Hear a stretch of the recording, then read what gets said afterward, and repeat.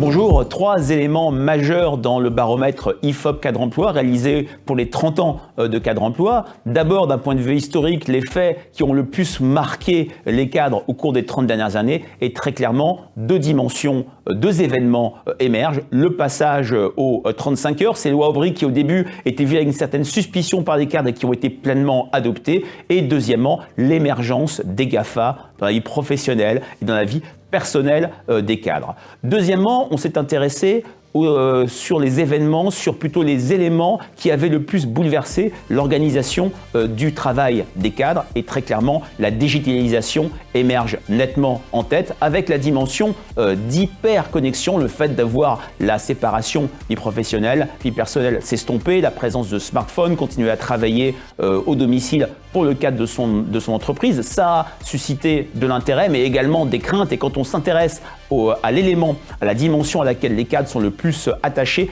très clairement, ils citent le droit à la déconnexion. On sait très bien chez les cadres l'intérêt pour leur travail, l'attachement à leur travail, mais le sentiment de voir souvent la sphère professionnelle empiéter sur la sphère personnelle. Enfin, dernier point dans cette étude, plus dans une logique prospective, quelles sont les dimensions qui vont le plus bouleverser à l'avenir la vie professionnelle? 2 éléments émergent très fortement. D'abord, l'intelligence artificielle, la robotisation qui suscite des espoirs, bien sûr, mais également des craintes. Est-ce que les robots vont remplacer les cadres? Bien sûr que non, mais les sentiments sont relativement mêlés. Deuxièmement, l'émergence de nouvelles formes de travail, au premier rang desquelles le télétravail, qui existait, on le voyait dans les baromètres passés IFOP Cadre Emploi comme attente pour les cadres. Le Covid a amplifié cette tendance. Le confinement, cette période inouïe, inédite, hors norme, a créé un basculement parfois total en télétravail. Les cadres sont favorables au télétravail, mais ne souhaitent pas un basculement total. Le télétravail s'apparentant à bien des égards comme une sorte de poison délicieux.